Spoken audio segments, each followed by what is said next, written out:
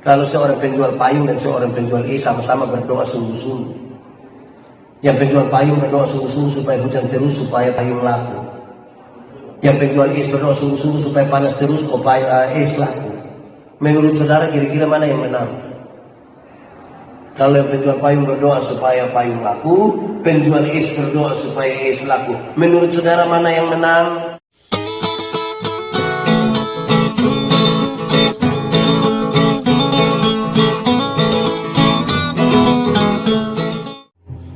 Bapak Ibu Saudara, shalom. Jangan di sini shalom. Sampai dengan tadi banyak yang bertanya kepada saya, Pak Pendeta, hal-hal praktis apa yang bisa kami buat sekarang di tengah-tengah situasi dunia yang terus berubah. Kadang-kadang sepertinya ada harapan, kadang-kadang sepertinya kami kehilangan harapan. Saya berpikir cukup lama dan saya merenungkan, dan karena itu saya mengajak kita untuk membaca kembali bagian ini. Mungkin ini bagian yang sederhana yang tiap-tiap saat kita baca dan kita renungkan, tapi biarlah malam hari ini menjadi bagian kita semua. Pertama Tesalonika pasal 5 ayat 16 sampai ayat yang ke-18. Pertama Tesalonika pasal 5 ayat 16 sampai ayat yang ke-18. Firman Tuhan berkata demikian, bersukacitalah senantiasa, tetaplah berdoa, mengucap syukurlah dalam segala hal, sebab itulah yang dikehendaki Allah di dalam Kristus Yesus bagi kami. Saya ulangi, bersukacitalah senantiasa, tetaplah berdoa, mengucap syukurlah dalam segala hal, sebab itulah yang dikehendaki Allah di dalam Kristus Yesus bagi kamu. Demikian firman Tuhan. Berbahagia semua orang yang mendengar firman, memelihara dan melakukan dalam hidup setiap hari. Shalom. Yang di sini sekali lagi shalom semuanya. Saya ingin sampaikan satu hal, dua hal, tiga hal buat kita malam hari ini. Semua orang itu akan mengalami apa saja dalam hidup. Senang, susah, bahagia, sengsara, tertawa, menangis, macam-macam kita. Tidak ada satu kelompok pun di dunia ini yang bebas dari persoalan itu. Orang kaya, orang miskin, orang berpendidikan, orang tidak berpendidikan, orang kota atau orang kampung. Semuanya ada dalam persoalan-persoalan yang membuat sukacita ataupun duka cita. Lalu kemudian apa yang paling membedakan antara orang-orang percaya dengan orang-orang yang tidak percaya di tengah-tengah situasi yang terus berubah dari sukacita ke duka cita dan berbagai-bagai hal. Pembacaan malam hari ini menurut pertama Tesalonika pasal 5 ayat 16 sampai ayat 18, saya kira telah memberikan petunjuk yang jelas itu sudah bisa kita lakukan. Tapi sekaligus butuh pemahaman yang benar untuk itu. Supaya kemudian betul-betul yang kita lakukan itu berkenan dengan apa yang sesungguhnya Tuhan mau. Yang pertama disebutkan dengan baik di sini. Bersukacitalah senantiasa. Ini keadaan berubah-ubah ini. Ada sakit, ada sehat, ada senang, ada susah, ada segala macam. Tapi dinasehatkan supaya bersukacitalah senantiasa. Saya ingin katakan kepada kita saudara-saudara bahwa memang bersukacita ini hal yang Tuhan mau. Tapi apakah pemahaman orang-orang tentang sukacita itu benar? Belum tentu. Saya mau tanya saudara, sukacita dan senang itu sama atau beda? Boleh jawab. Sukacita dan senang sama atau beda? Beda atau sama? Sama atau beda? Beda atau sama? Beda. Kok ditulisan beda? Senang itu berurusan dengan kepuasan dan kita menerima sesuatu. Tapi sukacita itu berurusan dengan sikap kita terhadap sebuah keadaan. Menyangkut senang, Alkitab berkata bilang, ingat ada waktu untuk senang, tapi ada waktu untuk susah. Jadi kalau saudara sementara senang sekarang, ingat sedikit lagi susah. Kalau saudara sementara susah sekarang, mungkin sedikit lagi mati. Karena kita tidak tahu kita hidup sampai kapan. Tetapi menyangkut sukacita, kita berkata, bersukacitalah senantiasa. Bersukacita senantiasa. Baik waktu kita senang, baik waktu kita susah. Ini sangat serius. Karena ada banyak orang dari Tuhan hanya sekedar untuk dapat senang. Banyak orang mencari Tuhan itu untuk kesenangan-kesenangan. Padahal kalau senang yang kita cari, dunia bisa berikan untuk kita. Kalau senang yang kita cari. Tapi kalau sukacita yang kita cari, kita hanya bisa temukan di dalam Tuhan. Uang yang banyak membeli kesenangan, tapi tidak dengan sukacita. Saya bilang di mana-mana, senang itu memang bagian dari sukacita. Tapi senang itu bukan sukacita. Supaya kita baru senang, jangan pikir kita sudah bersukacita. Sama seperti ban itu bagian dari oto, tapi ban itu bukan oto. Supaya jangan baru naik ban, kita sudah naik oto. Itu sering sekali saudara-saudara. Kenapa? Karena kalau tanpa sukacita, hidup kita ini hanya mengeluh. Mari kita renungkan hari ini saudara-saudara, berapa banyak di antara saya dan saudara yang tiap-tiap hari hanya mencari-cari kesenangan. Senang itu memang baik juga, tetapi senang itu seringkali tidak dapat dikontrol dengan baik. Senang itu kadang-kadang jadi masalah. Saudara lihat kalau orang ada di pesta dan senang-senang itu, kalau lampu sudah mati hidup terus dari dalam juga mati hidup. Woi, itu bisa bahaya itu. Senang, tapi belum tentu bersukacita. Cek. Baik saudara-saudara, kita punya gangguan sedikit. Cek.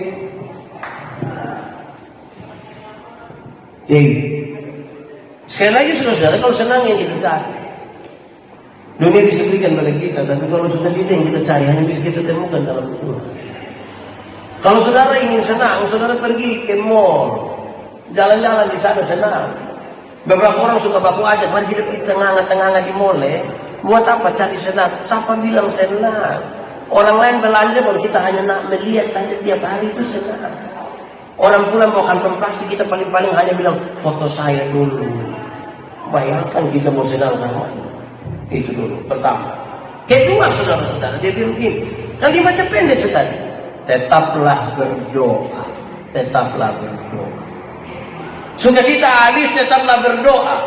Hal ini sangat serius. Kenapa? Doa itu dibutuhkan oleh orang-orang yang merasa diri terbatas. Doa dibutuhkan oleh orang-orang yang merasa diri terbatas. Yang merasa diri tidak terbatas itu dia tidak perlu berdoa, karena dia rasa saya kurang apa. Saudara lihat orang-orang yang merasa sudah aman itu dia jarang sekali tidak perlu untuk berdoa. Pertanyaan paling penting, doa itu apa? Saya menjelaskan tentang doa di mana-mana saudara. Saya ingin mengulangi hari ini, doa itu bukan kata-kata. Doa bukan kata-kata.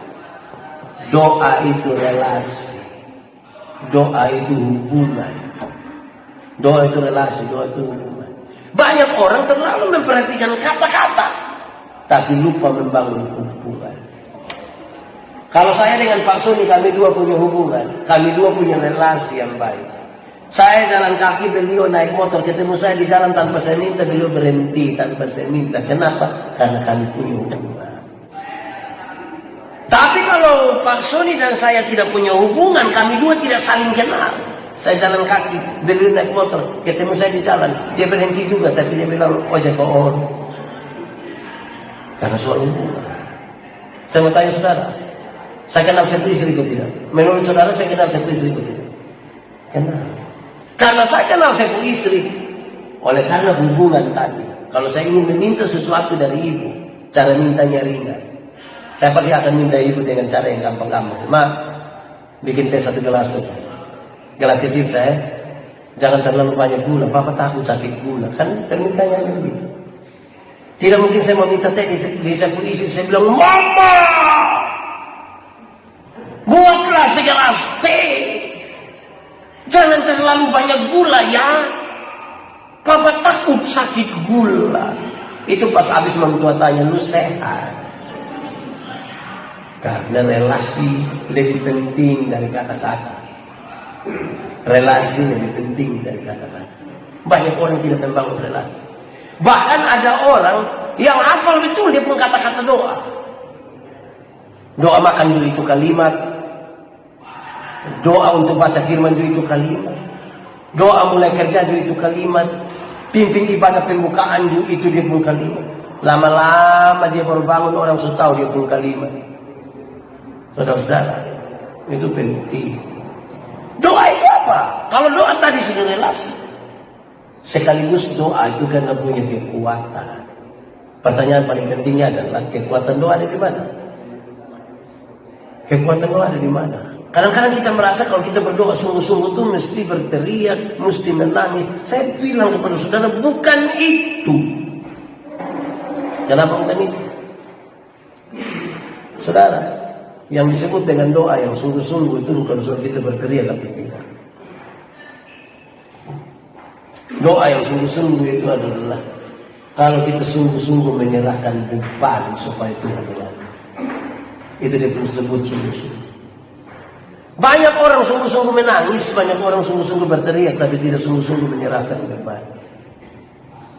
Saya sudah kasih contoh, kita seringkali jalan, bawa batu satu karung, kita berdoa, Tuhan tolong kirim ototrek satu. Tuhan kirim ototrek satu, kita bilang puji Tuhan, amin, haleluya. Kita naik atas ototrek, hanya orang waras yang kasih turun itu karung biar ototrek. Bayangkan kalau sudah trek karung masih ada di sini, sepertinya kita tidak rela. Orang bertanya, Pak, jadi apa sesungguhnya perlu kita lakukan? Saya mau sampaikan saudara ini gampang saja. Kalau seorang penjual payung dan seorang penjual es sama-sama berdoa sungguh-sungguh. Yang penjual payung berdoa sungguh-sungguh supaya hujan terus, supaya payung laku. Yang penjual es berdoa sungguh-sungguh supaya panas terus, supaya es laku. Menurut saudara kira-kira mana yang menang? Kalau yang penjual payung berdoa supaya payung laku, penjual es berdoa supaya es laku. Menurut saudara mana yang menang? Adakah pertandingan doa? Jawabannya tidak. Lalu yang benar yang mana? Serahkanlah untuk Tuhan yang atur. Ada waktu panas supaya es laku, ada waktu hujan supaya payung laku. Jadi karena itu kita diajarkan berdoa, jadilah menurut kehendak. Saya biasa pakai contoh begini. Kalau saudara berdoa, itu butuh etis-etis sedikit. Bagaimana dia pun cara? Dia pun cara minta jadi begini.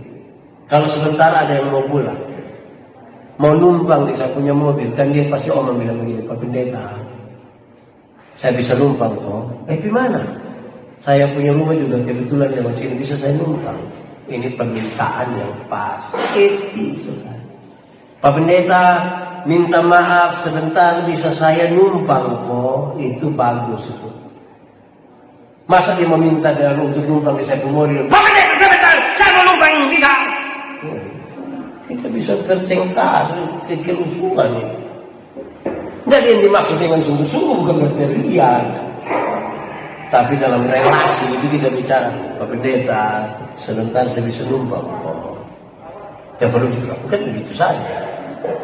Karena Tuhan menjawab doa bukan karena tuntutan. Tuhan jawab doa itu bukan karena tekanan dari orang-orang yang sementara berdoa. Tuhan menjawab doa karena dia tahu kebutuhan kita itu seperti apa. Supaya kita berdoa itu betul-betul dalam keleluasaan. Hati yang terbuka sungguh untuk Tuhan agar kita merindukan itu. Ketiga dulu, mengucap syukurlah dalam segala hal. Sebab itulah yang dikehendaki Allah di dalam Kristus Yesus bagi kamu. Mengucap syukur itu cara terbaik untuk menikmati hidup. Siapa tidak tahu mengucap syukur itu dia tidak nikmati hidup.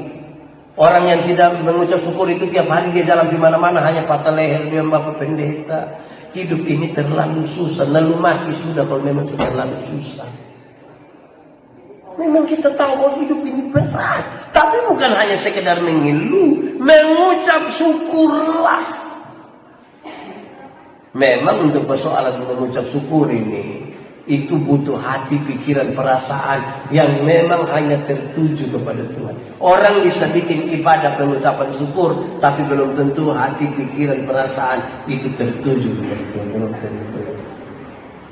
Saudara mau bukti? Gampang.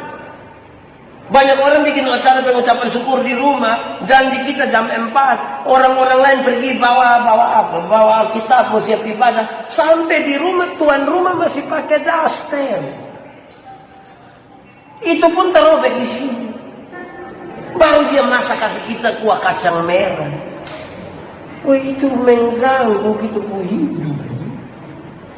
Jadi bikin acara syukuran belum tentu memang kita bersyukur. Belum tentu hati, pikiran, perasaan kita tertuju pada Tuhan. Saya sering kali bilang begini, kita ini tahu bahwa berdoa itu bicara dengan Tuhan. Berdoa bicara dengan Tuhan. Tapi coba kalau bikin syukuran di rumah, mengundang pendeta pergi khotbah, terus pendeta dia begini, saudara-saudara, mari kita satu hati dalam doa syukur. Pas kita mau berdoa yang ibu-ibu dong langsung keluar semua pidato. Kita mau berdoa dong keluar. Di Atambu itu ada. Dong keluar baru sampai di dapur itu ibu yang ketua dapur itu bilang begini, sudah sabaran, siap sudah. Kuah tadi suka panas, padahal hanya kacang brenibon. Itu pun juga kurang garam. Tapi orang berdoa dong keluar.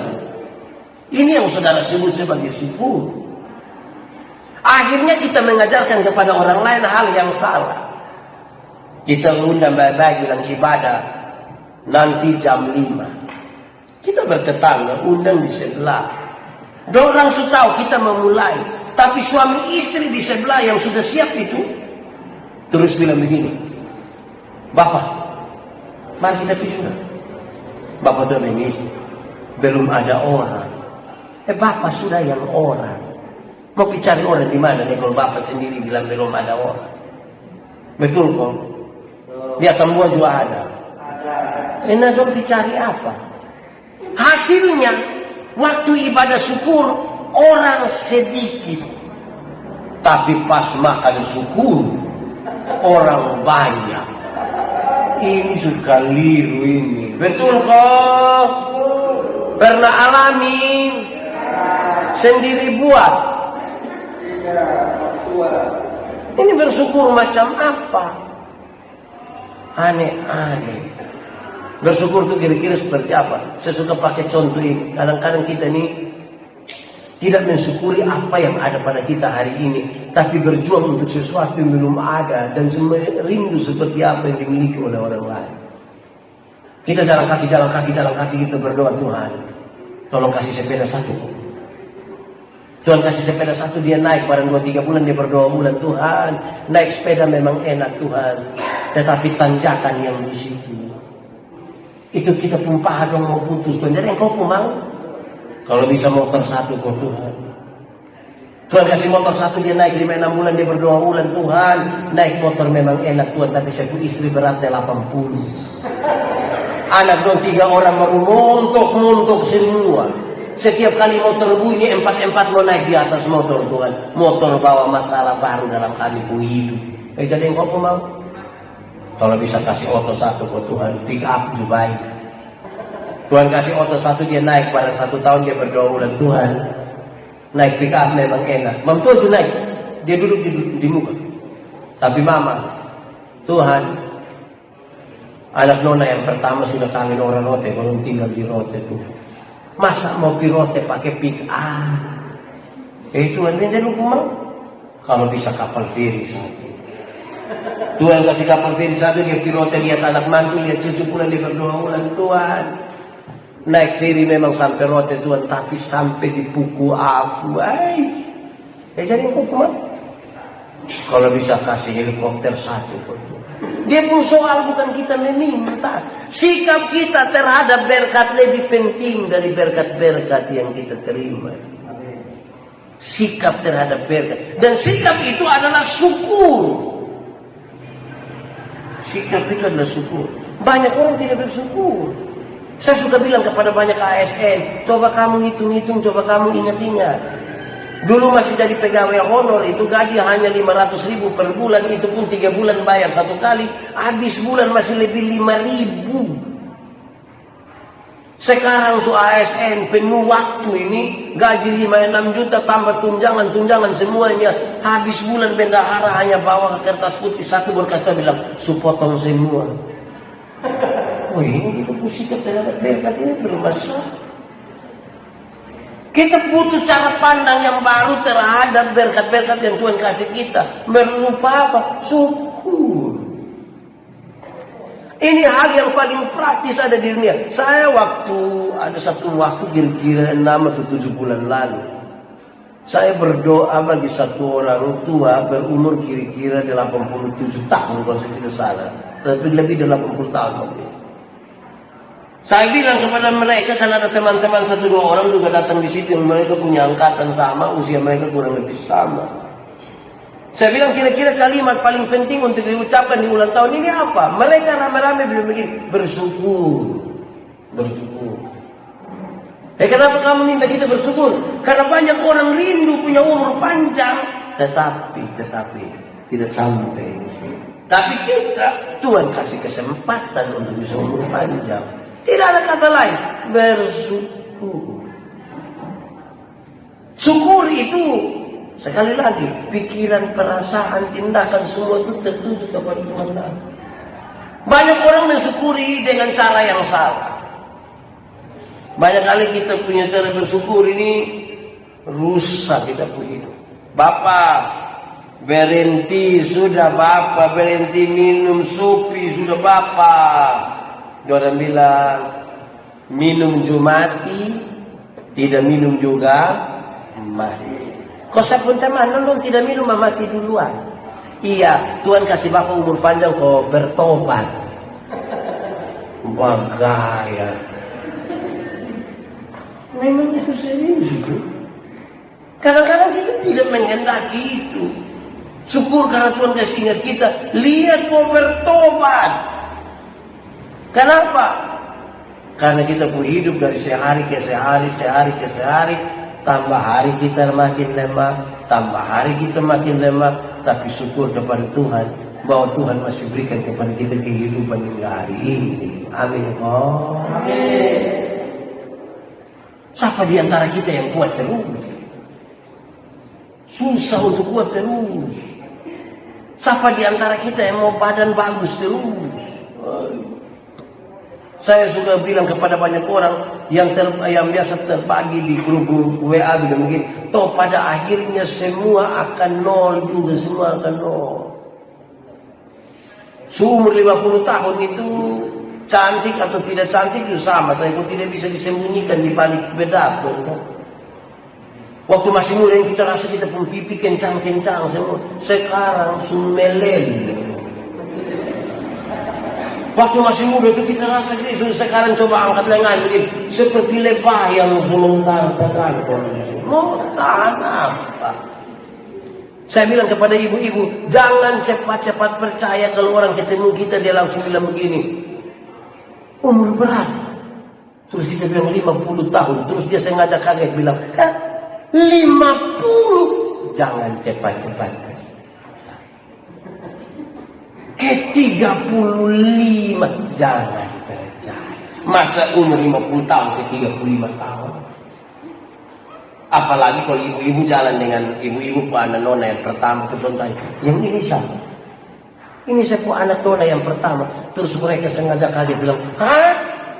Anak nona? Ke kakak adik? Jangan percaya. Jangan. Kakak adik bagaimana? Kalau mama dan dipu anak ke kakak adik itu mungkin hanya karena 2 alasan. Pertama, dipu anak muka terlalu tua. Jadi dan dipu mama tuh beda-beda jadi. Atau yang kedua, jangan sampai dia punya mama itu menikah terlalu muda. Mungkin pada 8 tahun suami. Jadi dan dipu anak itu beda. Tuh akhirnya nanti kalau kita tidak bersyukur nih kita hidup mau jadi apa? Kenapa saya ngomong ini? Karena kita ini tua-tua ini banyak yang kayak anak-anak ini. Gaya kayak anak-anak. So nenek-nenek kita kira mahasiswa semester 3. DO. Saudara Ali itu serius. Mensyukur itu baik, tapi jangan bergaya. Dan bergaya. Kadang-kadang kita dengar yang orang tua yang sulam itu sih pencara cerita yang kita pusing. Bayi umur berapa sekarang? Saya umur 80. Wih begitu? Iya. Saya punya angkatan semua selesai. Gaya lah. Mau gaya apa? Bayi sekarang buat apa? Hanya bisa cerita dan cucu. Kok angkatan sudah selesai? Duduk bermain-bermain dan cucu-cucu bilang begini, opa coba cerita dulu bagaimana? Di zaman Jepang, ketika Jepang datang, opa punya kawan semua sudah lari, tinggal opa sendiri yang tidak lari. Opa terlalu jago, biasa sekali. Kenapa sampai opa pun teman lari, tapi opa tidak lari? Cucu mau lari karena ada pistol di sini, tidak bisa.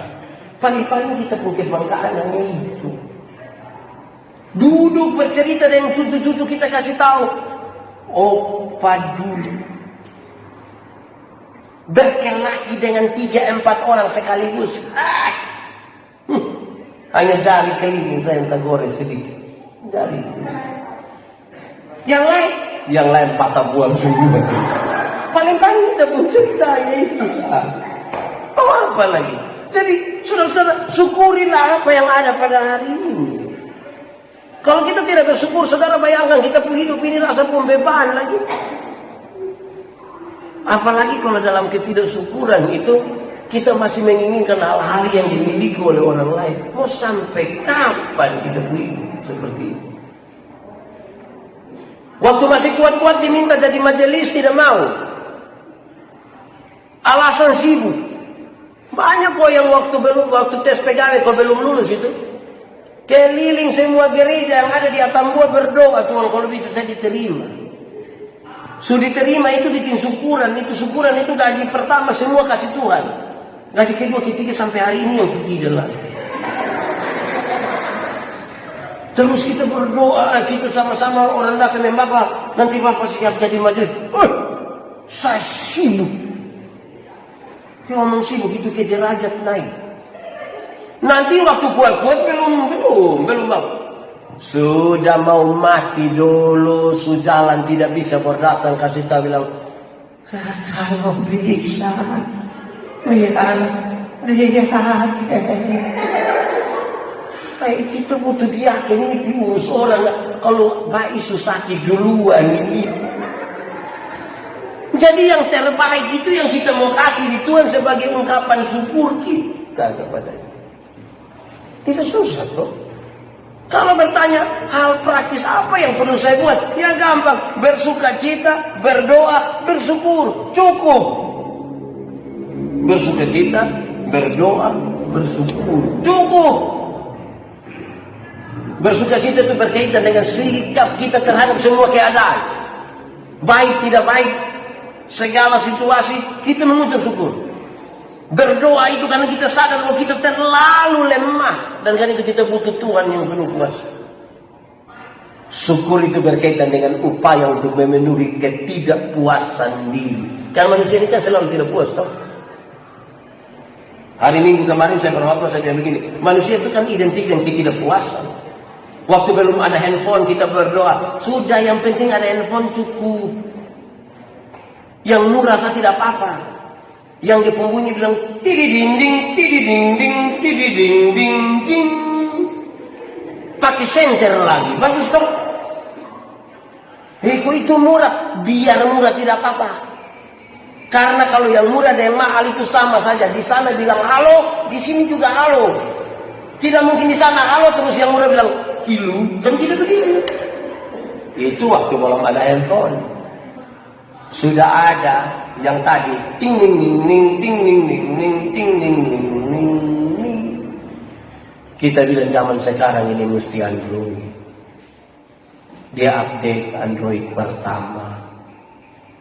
Tiap hari dia mulai foto. Dia rasa foto-foto tapi muka kurang bercahaya. Ini mesti ganti kamera. Muka yang begitu nah kamera yang diganti. Kenapa tidak ganti muka? Update lagi. Kalau dia rasa sudah bagus dia punya muka itu, dia upload pun pakai ayat di bawah. Apa hubungan itu ayat yang kita punya muka? Muka setunjuk saja pakai ayat. Susah betul kita punya hidup ini. Saudara, hidup ini makin hari makin keras. Kita ada dalam satu dunia yang terus berubah dari waktu ke waktu. Kita pun anak-anak dong ini yang tambah hari. Saya yakin kita pun anak-anak yang kecil dong yang sudah sekolah minggu karena pandemi ini. Satu saat kita suruh hafal 12 murid Yesus dong tidak tahu ini.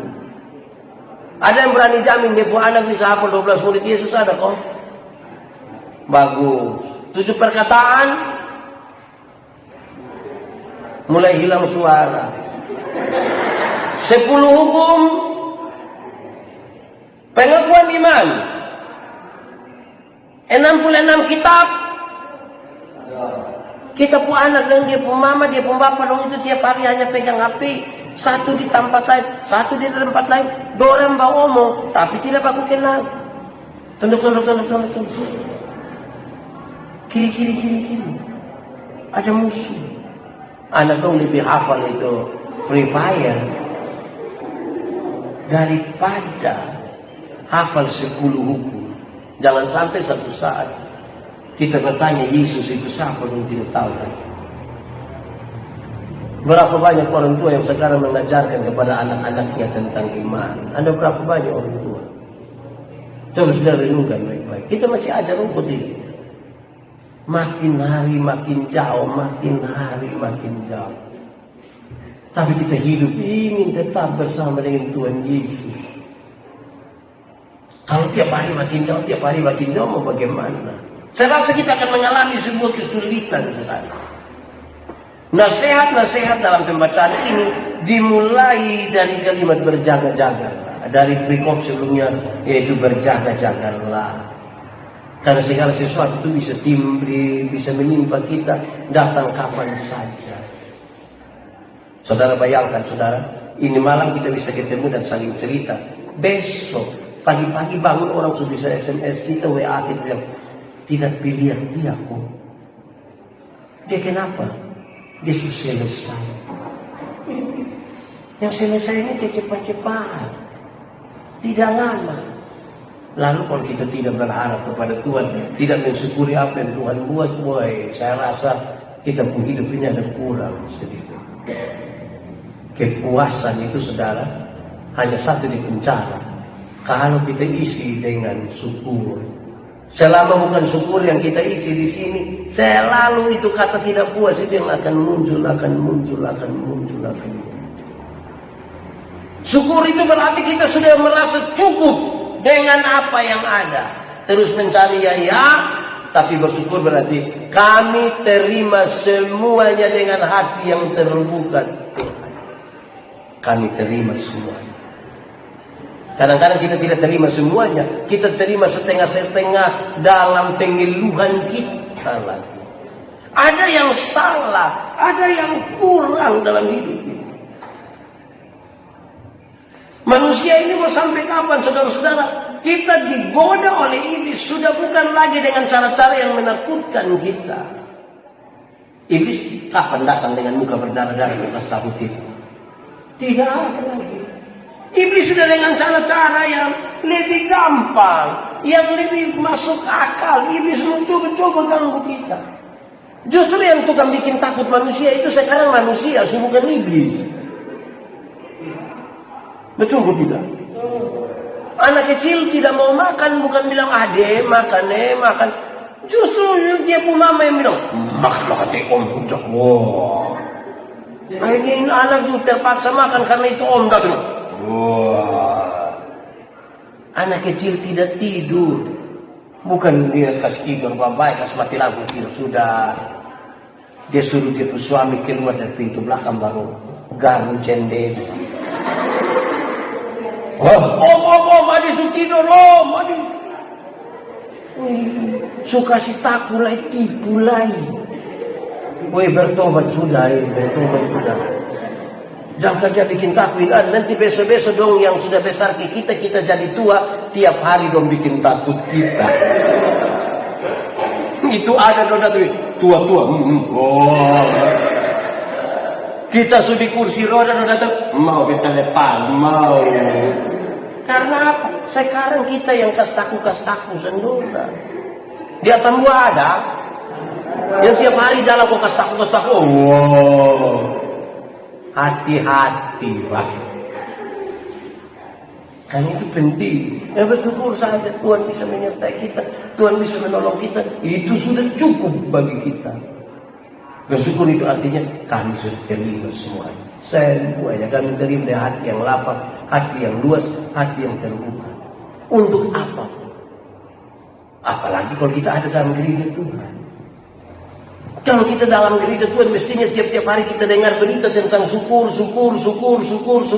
Dan karena itu kita hidup dalam sukacita. Saudara bayangkan kalau 10 orang yang kita terima, kita ketemu tiap hari itu, kata yang diucapkan untuk kita itu adalah bersyukur. Itu hidup kita tambah semangat. Tapi coba kalau 10 orang yang kita ketemu itu jangan satu bilang hidup terlalu susah. Yang satu bilang betul susah. Terus yang satu bilang Pak susah. Itu lama-lama kita yang tidak susah lama-lama nih. Saya terlalu susah. Bapak susah, saya susah di kampung muka. Karena hidup ini hanya datang dengan kesusahan. Susah itu ada. Bukan tidak ada. Saya tidak mau ajar kita supaya tidak merasa susah. Bukan. Ada waktu susah, ada waktu senang. Tapi sikap kita itu lebih penting dari semua. Ini kita ada di dalam gereja, saudara. Dalam gereja ini apa sih yang harusnya kita buat? Harus kita lakukan. Saya kasih tahu saudara, datang kepada Tuhan dalam doa. Saya satu waktu ketika kami KPI di Alor, perbatasan antara Alor Tengah Utara dan Alor Selatan. Saya tegur satu MC WL. Kebetulan dia seorang calon pendeta. Saya tegur dia. Malam kami mau lanjut, paginya saya bilang, engkau berhenti ucap kalimat yang ke tadi malam. Berhenti. Di Bapak yang mana? Tadi malam kita permulai acara dia bilang, baik saudara-saudara. Kita siap hati kita akan menyembah Tuhan dalam roh dan kebenaran. Mari kita bebaskan diri kita. Yang punya masalah kasih tinggal semua karena kita mau beribadah. Semua bilang amin. Saya bilang berhenti omong itu. Masa engkau suruh orang kalau mau datang menyembah Tuhan kasih tinggal dia punya masalah di luar gereja, supaya dia habis ibadah di sini dia keluar dia ambil dia punya masalah kau bawa pulang. Justru kalau mau datang di Tuhan datang bawa masalah semua. Kalau kita tidak mau kita punya masalah datang kepada Tuhan, nah kita mau gimana? Nanti terakhir di dalam gereja dia berapi-api, keluar di luar dia berair-air. Karena apa? Maksud ibadah kasih tinggal masalah di pintu. Pas keluar dia angkat kembali masalah pulang di rumah. Sampai rumah baku bunuh. Padahal datang sini dengar berita tentang sukacita dan kasih. Bukankah pulang yang bebas? Mau datang di Tuhan datang dengan syukur. Ini beban ada tapi Tuhan terima kasih Tuhan kasih kita kekuatan. Kita percaya badai pasti berlalu. Jangan tunggu ketika sudah tidak percaya. Tuhan memberkati kita semua.